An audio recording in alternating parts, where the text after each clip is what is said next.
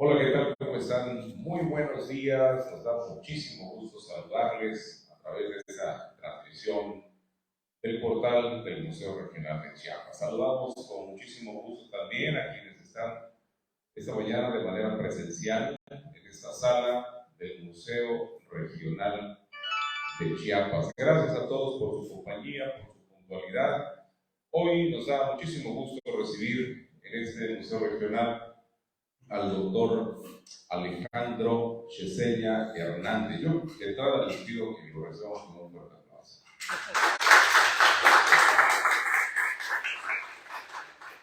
Bienvenido, Alejandro. Siempre nos da mucho gusto recibirte. Eres amigo del museo, una persona muy amable, muy social, pero sobre todo de mucho aporte a este trabajo que hacemos.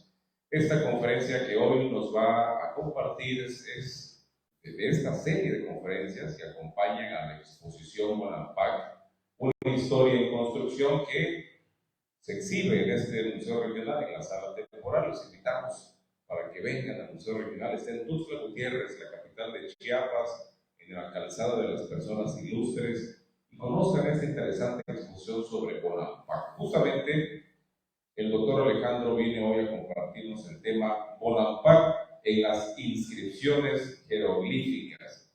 Antes de iniciar con su ponencia, me permitiré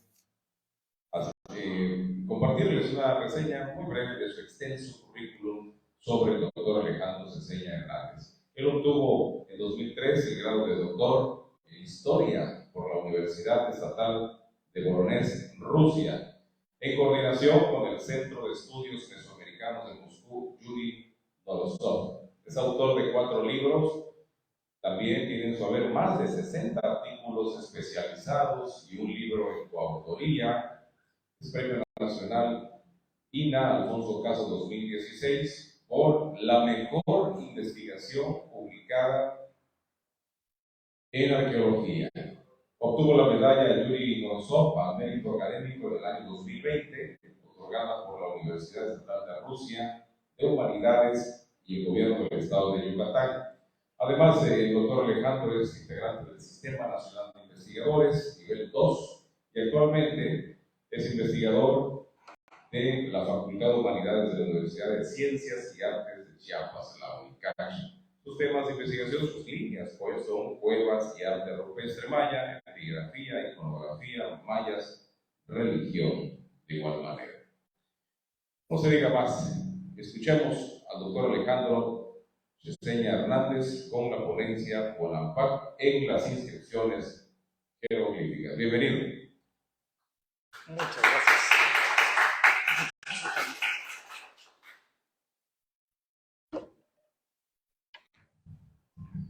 Bien, muchas gracias, Valente Molina, muchas gracias por la presentación, por la calidad de la presentación. Muchas gracias a los organizadores. Quisiera iniciar con estos agradecimientos a los organizadores, en especial a Julio Moscoso y a Alejandro Tobalín por haberme invitado a este ciclo de conferencias. Estoy muy contento de participar. Bueno, dado que he tenido una cercana colaboración con el proyecto, y pues de alguna forma esta presentación es una manera de compartir con ustedes ese interés que he tenido yo y que ha venido creciendo pues gracias a la oportunidad que he tenido de colaborar en el proyecto arqueológico de Bonampak, gracias al arqueólogo Alejandro Tobalín. Entonces, pues muchas gracias por la invitación. Pues bueno, desde mi área ha habido varias presentaciones en este ciclo, obviamente cada quien desde su área de estudio.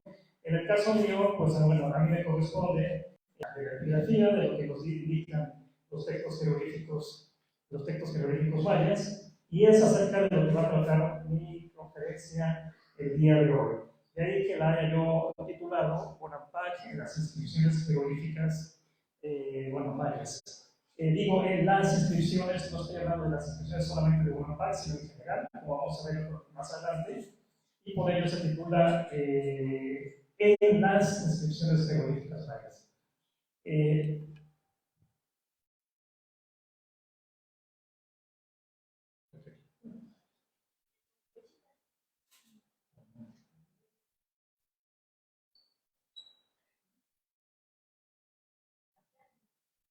Bien. Entonces, bueno, va a tratar esta plática de día de hoy, va a tratar sobre las inscripciones, o las inscripciones. Y en particular va a versar sobre algunos momentos y problemas de lo que sabemos hasta la fecha sobre Bonampak a través de las inscripciones. Hay que reconocer que Bonampak, bueno, pues es un sitio del clásico del periodo clásico que, a diferencia de otros sitios, desafortunadamente presenta varias incógnitas, vamos a ver más adelante, debido a que no contamos con suficientes datos, no contamos con suficientes registros jeroglíficos para tener una imagen lo suficientemente completa como lo tenemos, por ejemplo, en el caso de Palenque o en el caso de Yaxchilán. Es bastante poca la información que tenemos en comparación con otros sitios, es bastante poca la información que tenemos, de tal manera que pues son algunos datos nada más. Y como vamos a ver más adelante, estos pocos datos que tenemos, por su naturaleza fragmentaria, vamos a ver que generan, en ocasiones generan más dudas de las respuestas que nos dan. Entonces, bueno, para hablar de los jeroglíficos relacionados con Bonampak, pues bueno, tenemos que partir primero de que, como decía yo, la información jeroglífica es fragmentaria, si la comparamos con Palenque, con Yaxchilán, con otros sitios. Ese es el primer problema. El segundo es que los textos de Bonampak son los que dejó Changhuan, o el último gobernante de Bonampak, Changhuan II. O no existían esos monumentos, o los destruyó Changhuan, o no se han descubierto hasta la fecha. Entonces, de tal manera que los únicos que hay, bueno, pues son los que encontramos ahí en Bonampak. Son pocos entonces los monumentos que encontramos en Bonampak. El otro asunto que hay que tomar en consideración es que hay más monumentos, pero estos monumentos se encuentran en otros sitios, o se han encontrado en otros sitios, o fuera de contexto. Son monumentos que fueron saqueados, se encontraron no en su lugar, y entonces pues eso obviamente los limita. Hay información, contienen información, pero como no sabemos de dónde proceden, entonces pues eso limita la interpretación. Y entonces a su vez eso hace que tengamos una visión de la historia de Bonampak pues bastante corta y con mayores enigmas. Como vamos a ver más adelante, con muchos enigmas, porque bueno, sí sabemos que existía tal o cual gobernante, pero al ser referido en monumentos que están fuera de su contexto, no sabemos realmente si tuvo una presencia excesiva en la Acrópolis de Bonampak o estaba relacionada con algún otro sitio, etc. Entonces, pues ese es otro de los problemas. Y el último de los aspectos que hay que tener en consideración es que, bueno, hay otra fuente para conocer a la historia de Bonampak, que es el de los jeroglíficos que están en los murales, porque yo he estado hablando de los jeroglíficos que están en los monumentos de piedra. Pero obviamente, pues también están los textos en los murales. Sin embargo, a pesar de que pues, hay varios textos en los murales, sin embargo, no dan muchos datos adicionales. Y en algunas ocasiones hasta generan más incógnitas, ¿no? Más problemas de los que podemos de las soluciones que puedan dar. Esto también a su vez tiene que ver con el grado de conservación no de los murales, sino de los textos jeroglíficos. Hay textos que en partes se notan bien, los signos se notan bien en partes, en otras partes no se notan bien. Entonces hay secciones de un texto jeroglífico, una narración, hay secciones que no se ven, y entonces cuando pues se queda, tú inicias la lectura, entiendes de qué trata, pero a la mitad ya no sabes de qué está hablando el texto. Entonces pierdes ahí parte de la información y entonces pues, eso origina que se mantengan las dudas con respecto a lo que se quería decir ahí, a los creadores de esos textos querían decir. Entonces, bueno, pues tenemos todos estos problemas, hay que reconocerlo. Y a pesar de ello, bueno, pues se ha tratado de hacer cierta reconstrucción de la historia de Bonampak, de la historia de los gobernantes, a través de los monumentos que existen, que hasta la fecha se han descubierto, aunado a los otros monumentos que, aunque fuera de contexto, bueno, pues se han encontrado también y que de alguna manera más o menos complementan la información. Entonces, bueno, lo que se va a discutir el día de hoy es justamente eso. Se van a presentar algunas de las ideas, un poco de información que hemos obtenido de esos materiales, algunas de las ideas, algunas de las hipótesis que se tienen, algunos de los problemas que se generan, ¿no? Hay varias problemáticas, hay mucha información. El día de hoy vamos a presentar algunas de estas ideas, de estos datos, de estas hipótesis, de estos problemas, y en eso nos vamos a central. Justamente por ello, ¿verdad? Por el carácter fragmentario de los monumentos de la información, hasta la fecha se siguen discutiendo varios de estos aspectos que justamente estoy yo refiriendo. Repito, esto tiene que ver con las inscripciones, ¿no? O sea, estamos hablando de las inscripciones, entonces me voy a referir a los autores que han trabajado directamente en las inscripciones. Entonces, bueno, pues la discusión con la epigrafía, la discusión de los epigrafistas ha sido a través de especialistas como Peter Metzger, Mike Miller, Stephen Houston, Peter Viro y más recientemente Alexander Safronov, auxiliado por Dimitri Lebedev.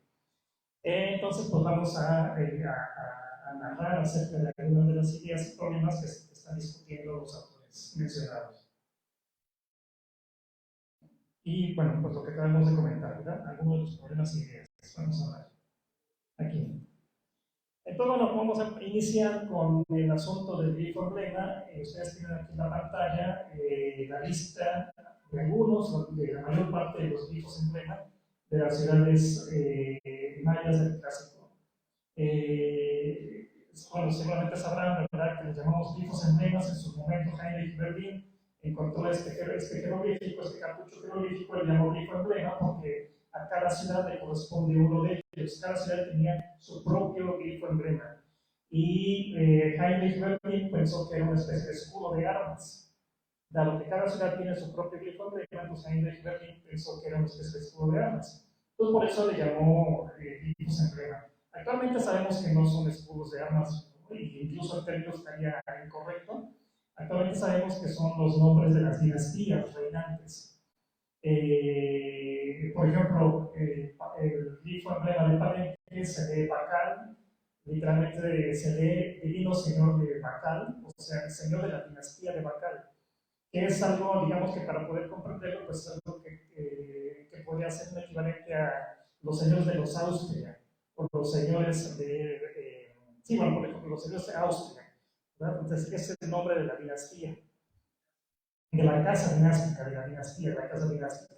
Entonces, cuando decimos el grifo emblema de Palenque es Bacal, realmente se está haciendo referencia a la casa dinástica, la dinastía que reinaba Palenque. Entonces, se habla de la dinastía de los Bak, ¿verdad? Y así, cada una de las ciudades tiene uno de estos jeroglíficos y cada una de esas tiene su propio jeroglífico porque cada una de las ciudades tiene una dinastía reinante, una casa reinante. Entonces, bueno, como ustedes pueden ver a la izquierda, el cuarto grifo emblema es el de Bonaparte. Ese es uno de los dos grifos emblema que presenta Bonaparte en los últimos monumentos. En los últimos meses hay que dejarlo claro que esa es la última etapa de Bonaparte, cuando Bonaparte presenta estos dos grifos emblema. Aquí solamente aparece uno y es uno de los primeros problemas que surgen cuando se trata de argumentar Bonaparte desde el punto de vista de la epigrafía. ¿Por qué? Bueno, porque este solamente es uno. Vamos a ver el siguiente, es el, digamos, más, como dice en la pantalla, es el que está que aparece más veces en los monumentos en la realidad. No el anterior, sino este es el que aparece más veces en los monumentos, de tal manera que en la lista anterior debería de estar este grifo emblema en lugar del que aparece aquí.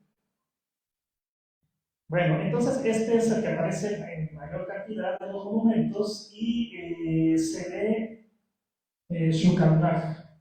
Se ve Shukarnag que, bueno, se puede traducir como casa de, bueno, Nag es casa, significa casa, y Shukar, bueno, eso aparece un adjetivo, no está muy claro todavía qué significa, pero es un adjetivo, sería la casa de algo o la casa que tiene cierta cualidad. Y bueno, el grifo emblema completo se ve Divino Señor de Sukarnak, o Divino Señor de la Casa de Algo. Refiriéndose a la dinastía, refiriéndose a la casa dinástica de que gobierna, en ese momento de que gobernaba Guanajuato. Además, como dice en la imagen, además es una toponimia. Es que resulta que muchos de los glifos en plena parten de una toponimia, así como hemos dicho, de los Austrian. Así tomando el ejemplo de los Austrian, muchos de los nombres de las casas dinásticas de los antiguos mayas provienen de una toponimia, porque, bueno, esa dinastía está asociada con cierto lugar de proviene, ¿verdad? O los Borbones, por ejemplo, ¿no? Con cierto lugar donde proviene esa dinastía, y entonces toman, para nombrarse a sí mismos, toman el lugar de donde supuestamente ellos provienen, ¿no? El lugar, la toponimia, el nombre geográfico. Y entonces tenemos que Xucalnaj es una toponimia que está asociada con Yacao Changuán, o sea, el último gobernante de Guanajuato.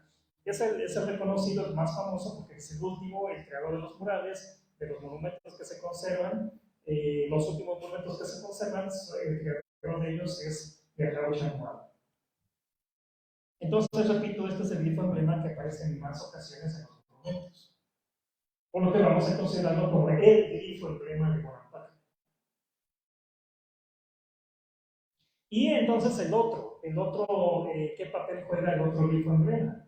Entonces, una de las propuestas de Safronov es que este grifo emblema realmente tiene que ver con otra ciudad. Particularmente, bueno, se ve este grifo emblema, se ve Ake, divino señor de Ake, o divino señor de la dinastía de Ake. Y de acuerdo con la propuesta de Safronov, sería el grifo emblema de Plan de Ayutla. Anteriormente se consideraba que Plan de Ayutla era la sede de la dinastía de Sacsí, de Perro Blanco, de la famosa sede de Perro Blanco. Ahora, bueno, pues hay más evidencia para decir que Perro Blanco se encontraba en la Caucasia Central.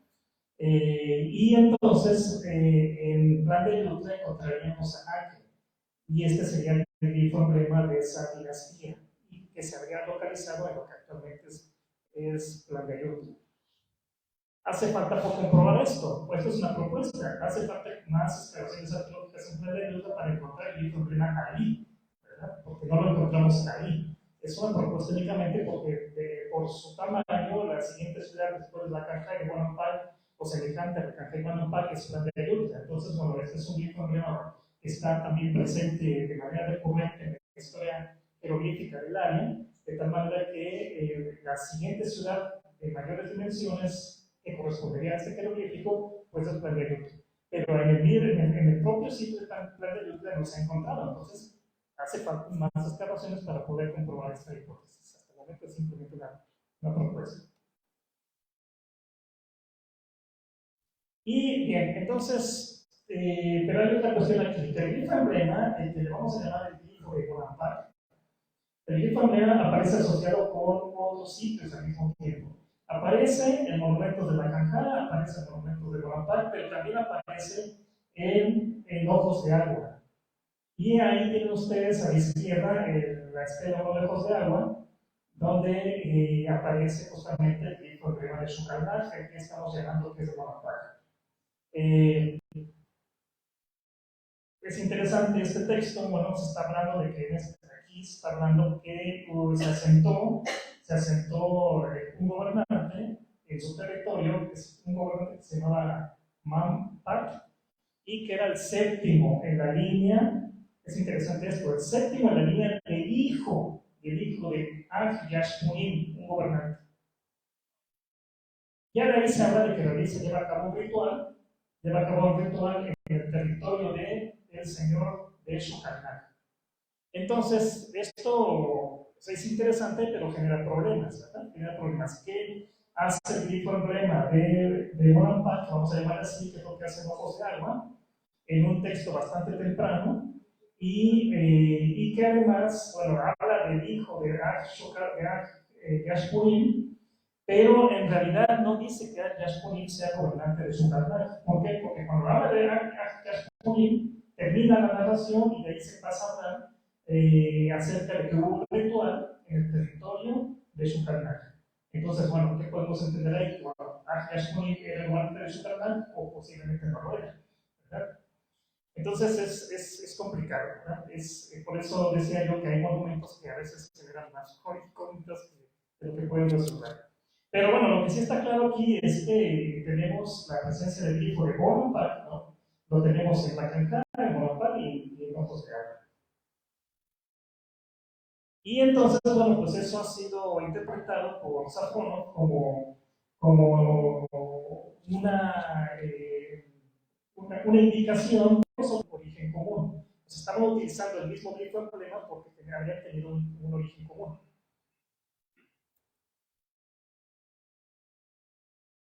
Ahora bien, vamos a regresar a ese punto un poco más adelante, el del origen común.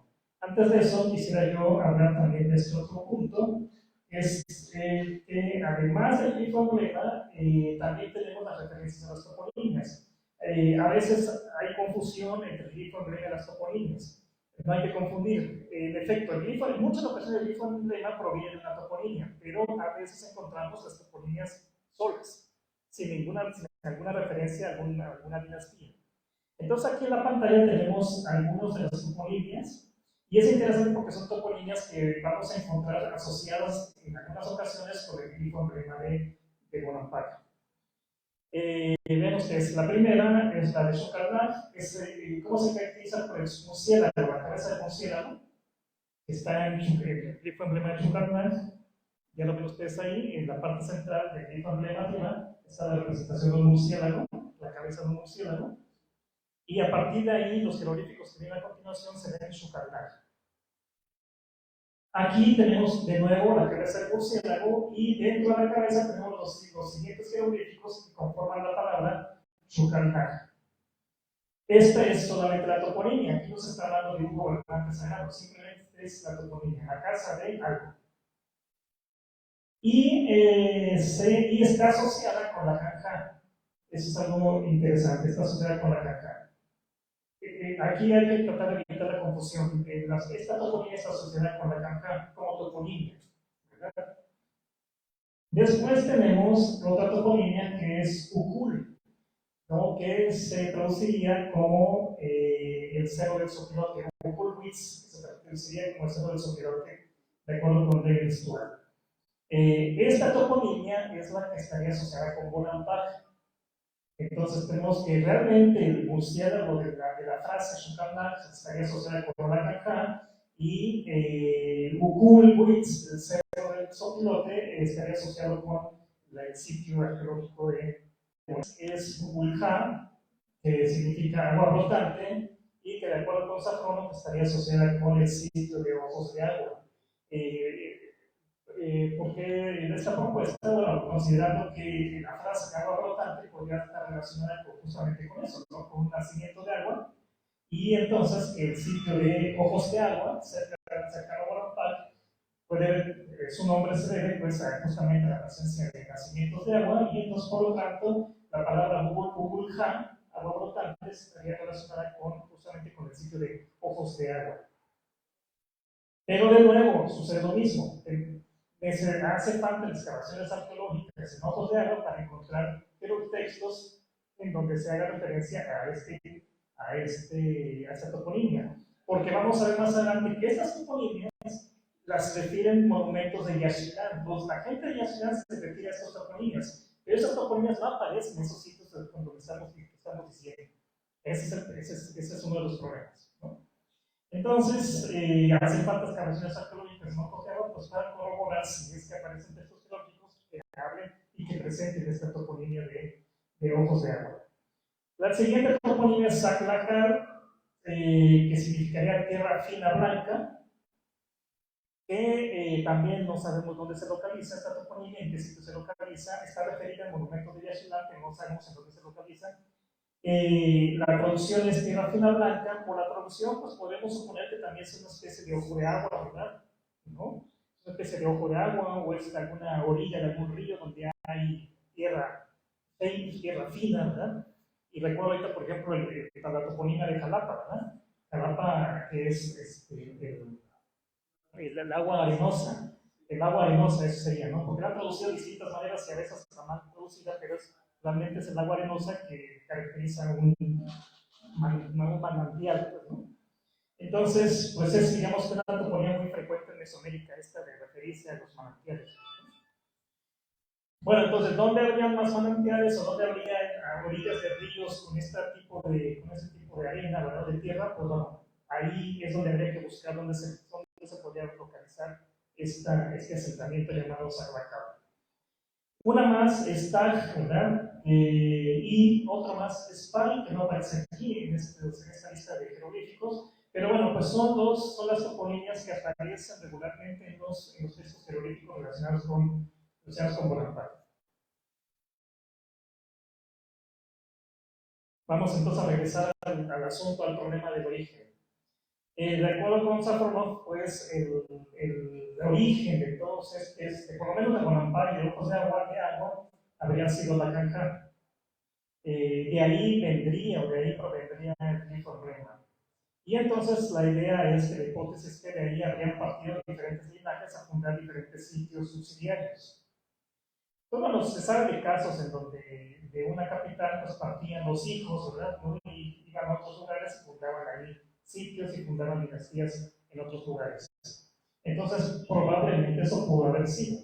Pudo haber ocurrido que partieron de la Canja y fundaron otros asentamientos. Pero, pues, repito, hace falta que en esos otros lugares se hagan excavaciones y tratemos de encontrar esas referencias, si es que las hay. Entonces, resumiendo este punto, lo que tendríamos aquí es que la razón por la que hay tanto, este grifo Rema está presente en varios lugares es porque tendríamos una entidad política única, con capital en la Canja, en un principio con capital en la Canja, y que incluía a lo que sería después Bonaparte, llamado Usig en los textos jeroglíficos, ojos de agua, Saglakar, Taj y Pai.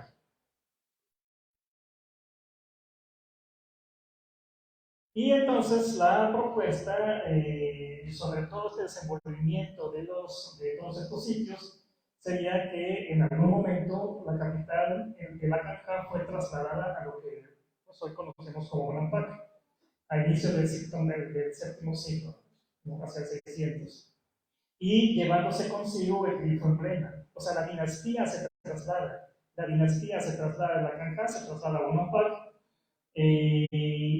como también ocurrió en otras ciudades, hay un cierto momento donde la dinastía de Tikal tiene que huir y se traslada a otro lugar, a los Pilas. Entonces ese fenómeno de que se mueven las dinastías de un lugar a otro, eso es algo que es relativamente frecuente en la historia de los antiguos mayas. Y entonces aquí podríamos tener lo mismo. El problema está que en el caso de Tikal y los Pilas, pues tenemos información bastante completa acerca de eso. El problema con las ciudades de Bonaparte y las ciudades cercanas es que no tenemos tanta información. Esto digamos que son reconstrucciones a partir de otros hechos seguros que tenemos en otros lugares, pero aquí no los tenemos. Entonces, bueno, podemos suponer que este cambio, el movimiento de la dinastía desde la Canja a Bonaparte, podemos suponer que este cambio pues, generó inestabilidad entre los hermanos. Por eso decíamos aquí que todos estos sitios que habían provenido de una Canja, de alguna manera eran hermanos.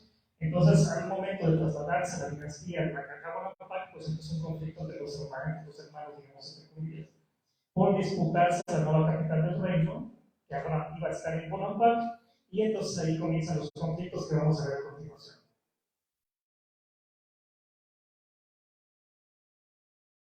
Entonces, bueno, es lo que estábamos diciendo, que la disputa por la nueva capital entre dos hermanos inició llegando a conflictos armados. Y de ahí va a haber esta característica en las referencias jeroglíficas. Constantemente vamos a ver que hay, digamos, lo que llamaríamos actualmente golpes de Estado, conflictos entre linajes, entre diferentes grupos dentro de Bonaparte, permanentes conflictos, y siendo Yahya Chanmual el último, ¿verdad?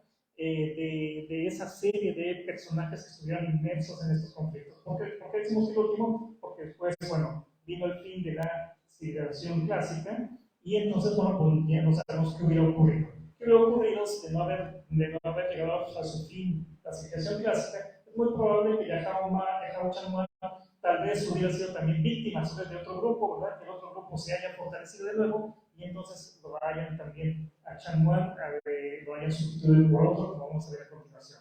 Van a ver, usted se va. Vamos a hacer en este momento, vamos a mostrar una reconstrucción de esos movimientos, de esos conflictos entre distintas dinastías, para que ustedes vean esa profunda inestabilidad que había, que hubo siempre en la historia de Bonaparte. Y entonces aquí decimos, ¿verdad?, que cada uno de estos pequeños sitios que acabamos de mencionar hace un momento, eran apoyados por potencias que pues estaban interesadas en tener alguna especie de influencia. Estas potencias nos estamos refiriendo a Yaxchilán, a Piedras Negras, y también a grupos o alianzas entre Saxi y Aké, y después Aké y lo que le llamamos nodo de pelo, que es un jeroglífico que no está descifrado, y que, pues, digamos, entre comillas, le llamamos así. Esto además empeora porque estas potencias, Yaxchilán, Piedras Negras, Aké, todas ellas a su vez entre sí eran enemigas, eran rivales. Y entonces, pues obviamente, entre ellas peleaban y a su vez también inmiscuían a estas otras pequeños sitios, los inmiscuían al momento de aliarse con ellos. Y entonces eso generaba mayor instabilidad en Bonaparte y en los otros sitios, como vamos a ver ejemplos a continuación. Del lado izquierdo tenemos un monumento, ¿verdad?, que se llama el panel Stendhal. Ahí se habla de que Shokandak está reconociendo a un gobernante de Saxi, ¿no?, que vamos a ver que es enemigo, digamos, mortal de Changwon al final. Entonces, en algún momento Shokandak, los gobernantes de Shokandak, reconocieron al gobernante de Saxi. Entonces, ahí es donde tenemos que ver IDH. Entonces, ahí viene un conflicto porque después van a ser enemigos. Y además, ven ustedes, este panel no aparece en Bonaparte, el panel fue encontrado fuera de contexto en otro lugar, y entonces eso nos lleva a pensar, ¿verdad?, que, bueno, posiblemente salió de Bonaparte, ¿verdad? Pero si no, entonces no está referido, por lo menos hasta el momento, no está referido en Bonaparte. Vamos a revisar ese punto más adelante. Y el otro ejemplo que tenemos es el panel 1 de la Canja, en donde vemos aquí al papá, al padre de Changwon. Es algo también, también problemático en la historia. Tenemos al padre de Changwon sirviendo al gobernante de Aké y sirviendo al gobernante de la alianza entre Aké y Nodo de Perú. Pero vamos adelante, vamos a ver que el papá de Changwon después va a tener un conflicto con el sitio de Nodo de Perú. Más adelante, unos cuantos años más adelante. Entonces, ¿qué sucedió ahí? ¿Qué es lo que sucedió? Bueno, se rebeló, se rompió la alianza. ¿Qué ocurrió, verdad? Pocos años después. Entonces, como no tenemos los detalles de eso, de por qué fue el conflicto, si hubo una alianza, si se fragmentó, si se pelearon, un conflicto, entonces, lo único que podemos es suponer.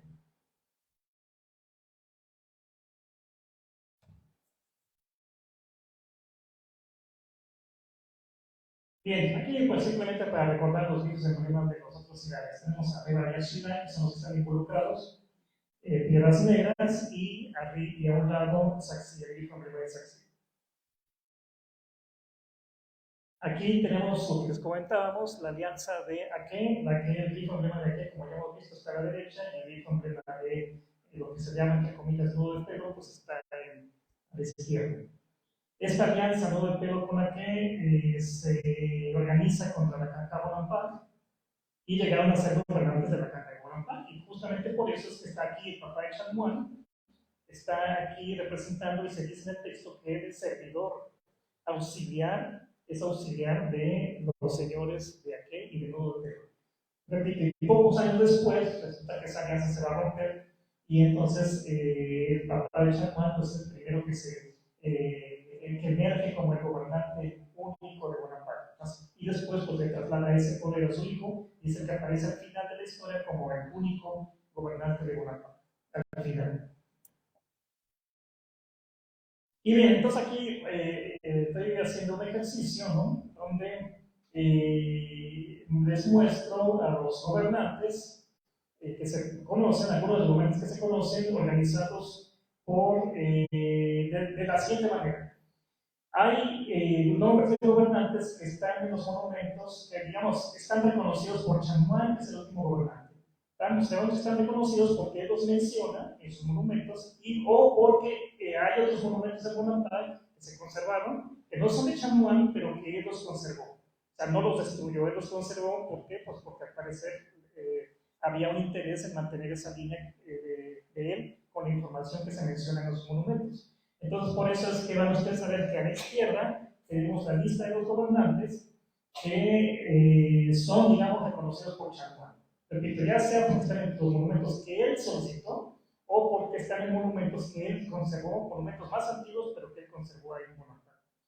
Y del lado derecho tenemos gobernantes que son referidos como gobernantes de Sukarnak. Es interesante porque todos son de Sukarnak, pero ¿quién es quién entonces? ¿Verdad? Todos vamos a ver que hay un momento donde hay 4 gobernantes de Sukarnak. ¿Quién es quién, verdad?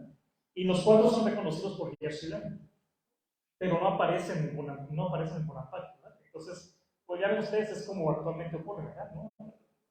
En algunos países. Entonces, resulta que tenemos 4 gobernantes reconocidos por Yershilam.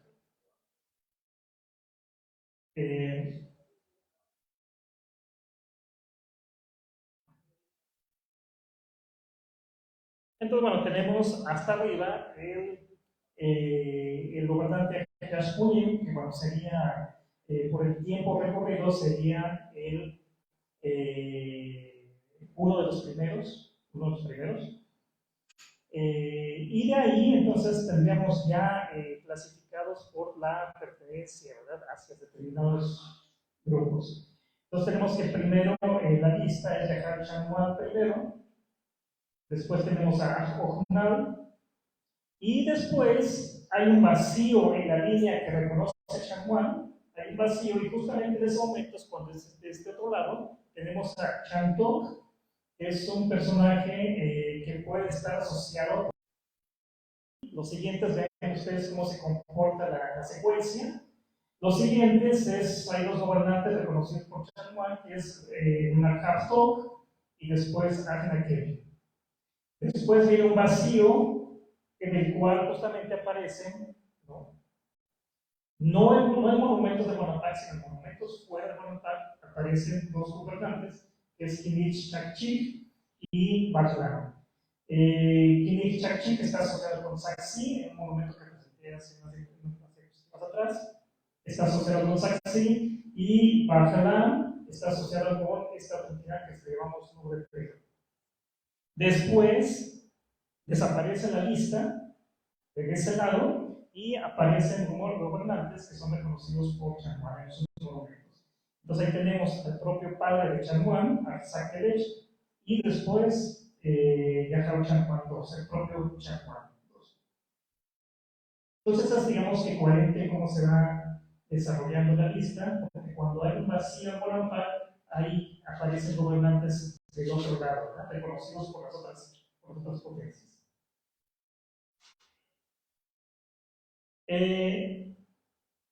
Y bueno, vamos a ofrecer mayores detalles acerca de esto. Entonces tenemos a Yashpunim, que habría gobernado hacia el 400, no tenemos los datos exactos, pero hacia el 400, por cálculos, hacia el 400, y habría sido gobernante de Bacanja.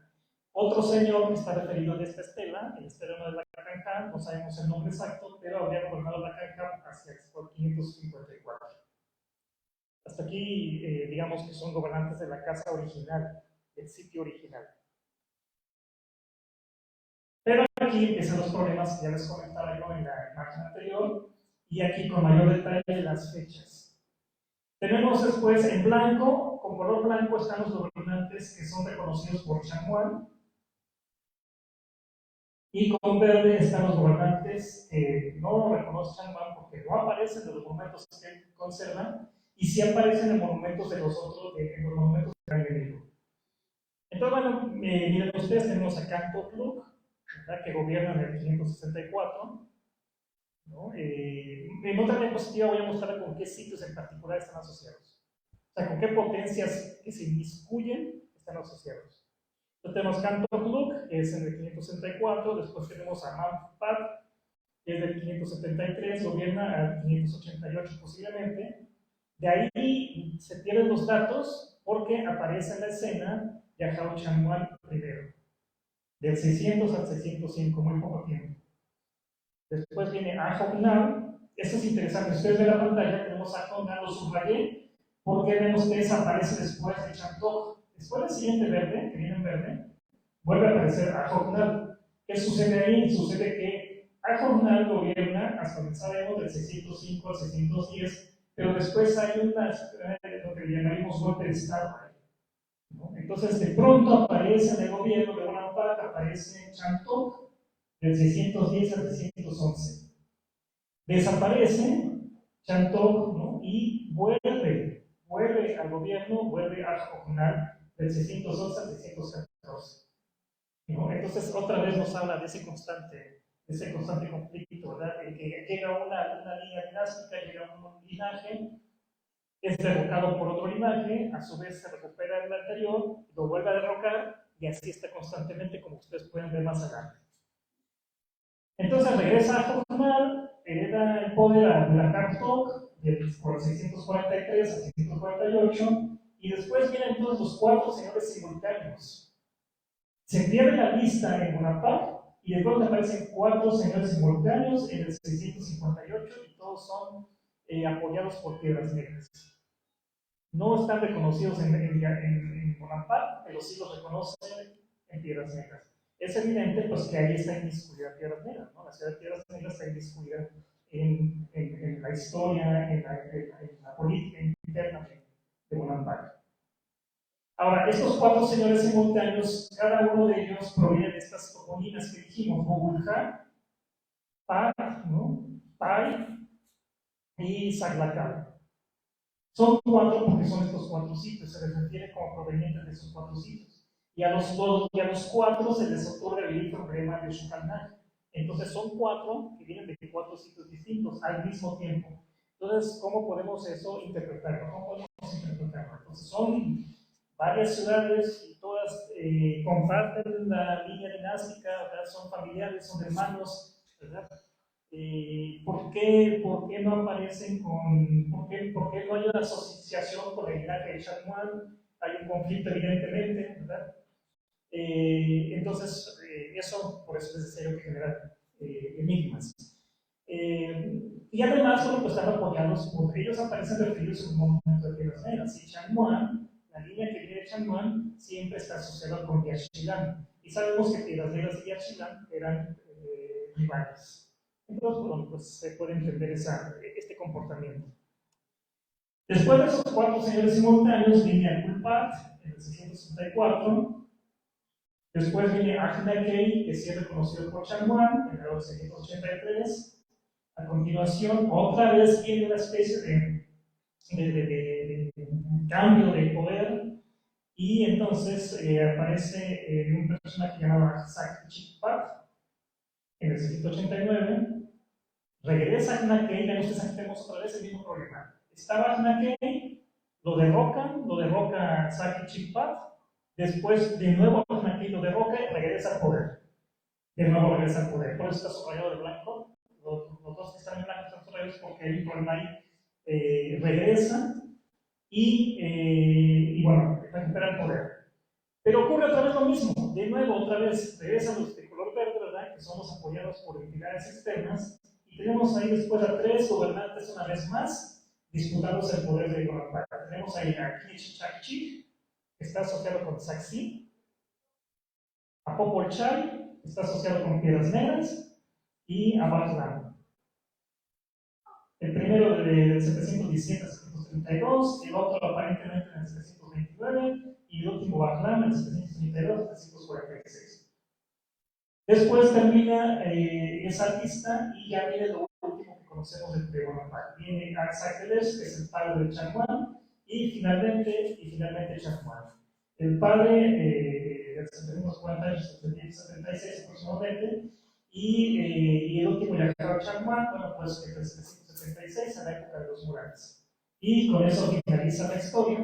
Y repito, ¿qué hubiera ocurrido? Bueno, pues seguramente Batlam, algunos de los otros contrincantes apoyados por Piedras Negras, o Saxí, porque vamos a ver que la historia termina con la victoria de Bonaparte sobre Saxí, la unión de Bonaparte con Yaxchilán sobre Saxí. Pero es muy probable que cuando Saxí se hubiera recuperado, y entonces tendríamos un gobernante más, otro conflicto, y entonces hubieran regresado los del otro grupo, digamos así, y entonces la historia continuaría así, dado el comportamiento que tenemos desde el 564 hasta el 776. Un constante ir y venir, constante conflicto entre diferentes finales. Bueno, esto es lo que se ha reconstruido de los pocos monumentos que tenemos. Si tuviéramos más, entonces sabríamos más acerca de todas estas razones, de todo esto, los mayores. Sobre esto mismo, ¿no? Sobre esto mismo. Aquí, digamos, un poco de manera más gráfica, quería demostrar cuáles serían las áreas de influencia. En rojo tendríamos el área de influencia de Yaxchilán. O sea, bueno, no queremos decir que toda esa área, simplemente es un acercamiento únicamente. Porque no tenemos mayor información. Lo único que quiero decir aquí es que Yaxchilán tenía cierto grado de influencia hacia el sur, ¿no? O sea, hacia el área de Bonaparte justamente, pues por la cercanía.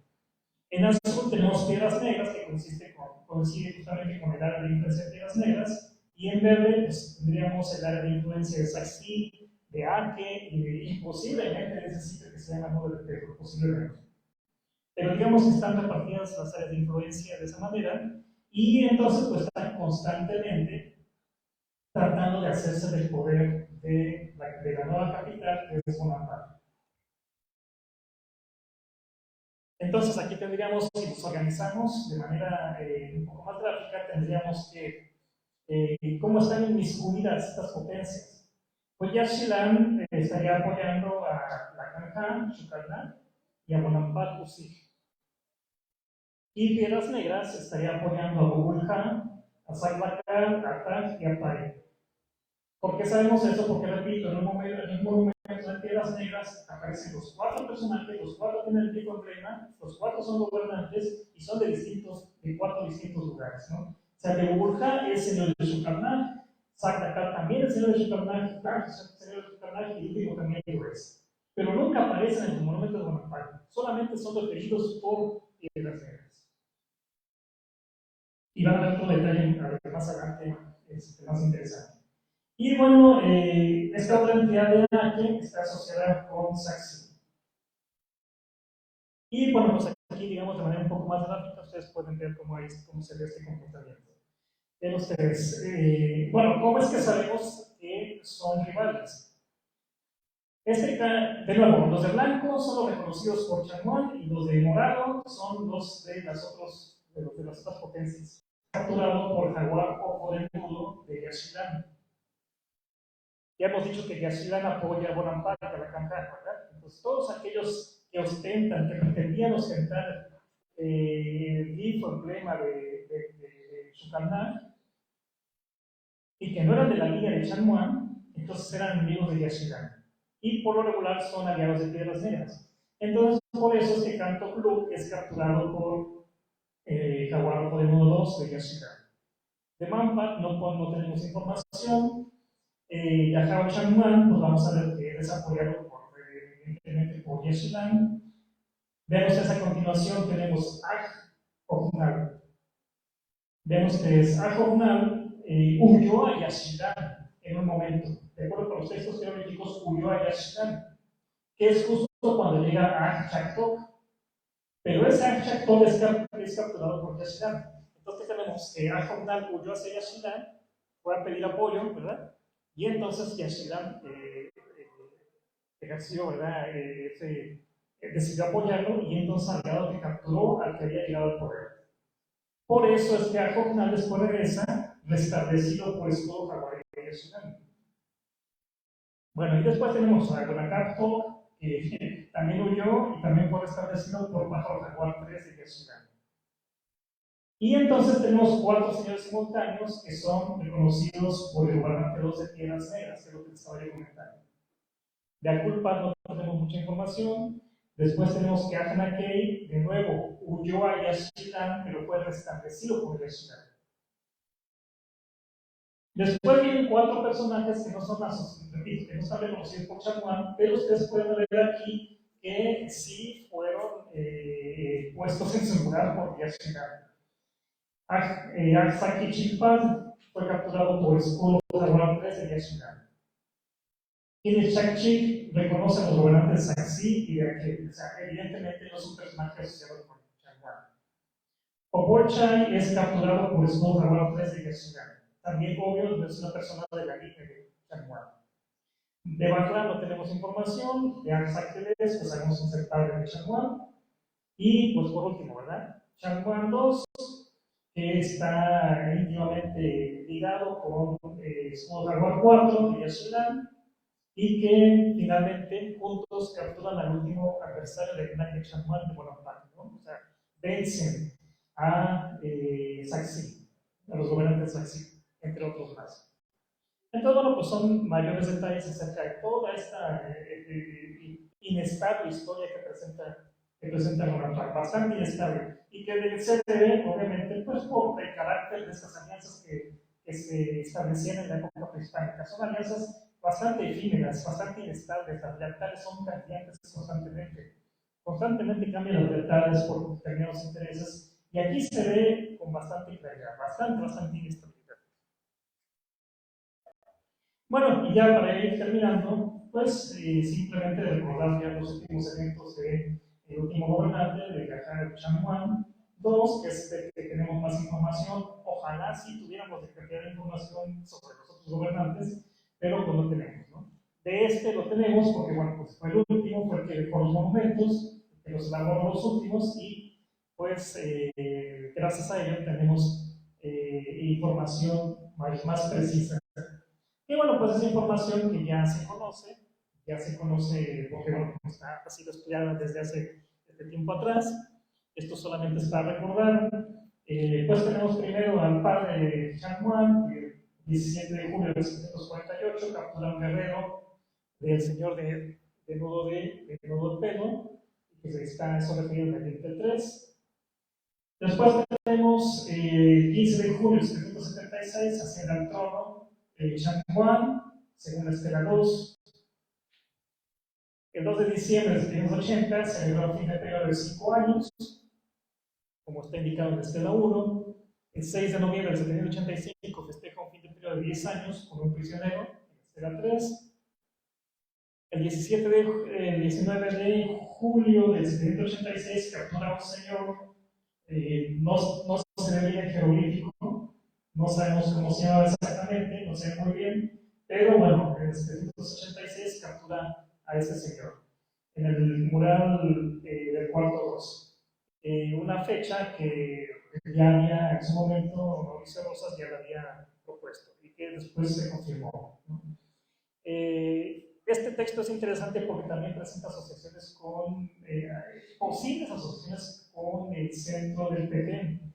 Entonces, eso lleva a más problemas. Y eso es así, lleva a más problemas porque entonces nos indicaría que habría también problemas con el Petén, ¿no? O sea, no solamente con piedras negras, no solamente con Saxí, no solamente con nudos de pelo, sino resulta que también con el Petén. Pero, repito, necesitamos más información. Por cierto, ha ayudado mucho en la restauración del 4.3 y hace falta definitivamente la restauración de los otros dos cuartos, porque, por ejemplo, si se restaurara y se pudiera ver bien el texto de este que estamos haciendo el mural 2, donde se habla de la captura de este señor, pues podríamos saber más, bueno, no solamente su nombre, sino su filiación. Podemos corroborar tal vez si efectivamente provenía del PT o tenía alguna relación con el PT, o no es así, o tiene otro origen, no sé. Pero sí, realmente siempre quedamos con el deseo, ¿verdad?, ¿no?, de saber más y de que en algún momento ojalá se pudiera restaurar los otros dos cuartos, ¿no? Nos darían bastante más información. El 8 de enero de 1787 y el 2 de enero de 1787 capturan a dos guerreros, ¿no?, del linaje del señor Saxí, los dinteles 2 y 1, y es, pues, digamos, uno de los temas centrales del edificio de las pinturas. Las victorias sobre Saxí y sobre, bueno, Nudo de Pelo. En general, pues, es un monumento dedicado a las victorias imágenes o pinturas y textos dedicados a las victorias últimas de Chang'an. Tenemos después el 4 de septiembre de 789, hay un cierto ritual que Chang'an realiza con su madre, tal vez con su boda, y con la hermana de escudo Jaguar IV de Yeshigan, ¿no? Después tenemos el 14 de diciembre de 790, un evento desconocido realizado junto con el escudo Jaguar IV de Yeshigan, tal vez alguna presentación de video, tal vez no sabemos, en el mural cuarto 1 y relacionado con la primera fecha que se establece ahí. Y por último, el 15 de noviembre de 791, que es cuando se dedica el templo de los murales, o sea, el edificio de los murales. En el mural, lo cual se indica en el mural del cuarto 1 en la segunda fecha. Entonces, bueno, pues eso es lo que podemos reconstruir, ¿no? Lo poco que podemos reconstruir de la historia de Bonaparte. Ojalá más adelante, con otras excavaciones ahí en Bonaparte, o si no en otros sitios también, pues podamos conocer más acerca de más detalles acerca de la historia de este sitio. Por último, pues solamente de manera gráfica, comentar y señalarles algunos de los últimos eventos que mencionamos.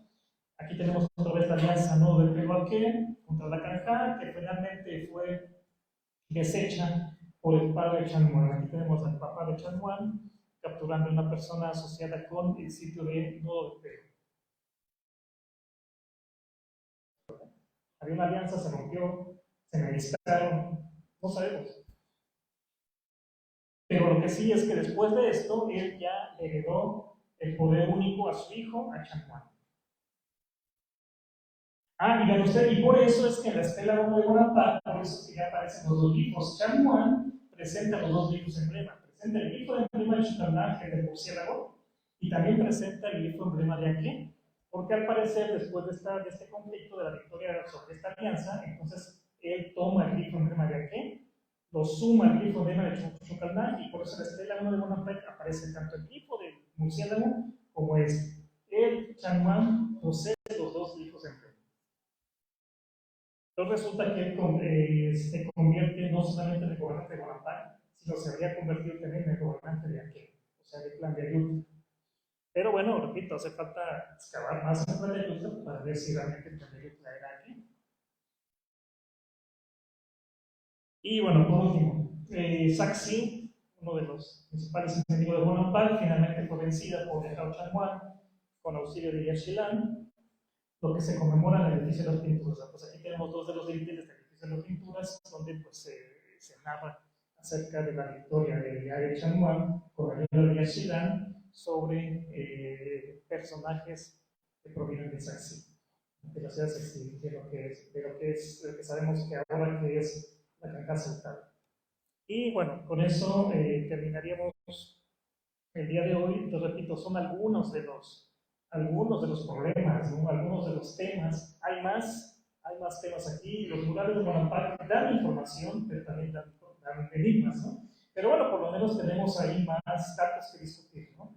Los murales de Bonaparte pues, también dan información bastante interesante sobre los nombres de los aliados que están ahí representados, ¿verdad?, sus títulos, aspectos de cosmovisión, aspectos de religión. Y si se pudiera tener acceso ya a los murales restaurados indios, pues podríamos tener mucho más información, más detalles nos darían acerca de toda esta historia. Entonces, como ustedes pueden ver, con todo y que tenemos muy poca información, muy pocos monumentos, bueno, pues tenemos más o menos una visión interesante, ¿verdad?, por lo menos, ¿no?, de todos estos conflictos, ¿no?, que se dieron en esta ciudad. Y bueno, pues por último, verán la imagen que justamente en la parte de arriba está el texto en donde nos habla de la captura del personaje que les comentaba yo, que podría estar asociado con el PT, Entonces, es el cuarto 2, pues es de los que falta todavía por ser limpiado. Entonces, bueno, pues ojalá en algún momento se logren hacer eso, se logre hacer, y tal vez podamos saber más acerca de, bueno, pues de esta escena, ¿verdad?, ¿no?, de por qué tanta importancia para representar este momento, esta captura. Entonces, bueno, pues repito, hay más elementos ahí para discutir, hay más datos, pero bueno, pues el día de hoy quisimos hablarles acerca del carácter tan inestable de la historia de Bonampak, pues de esta manera cerraríamos esta conferencia. Les agradezco bastante.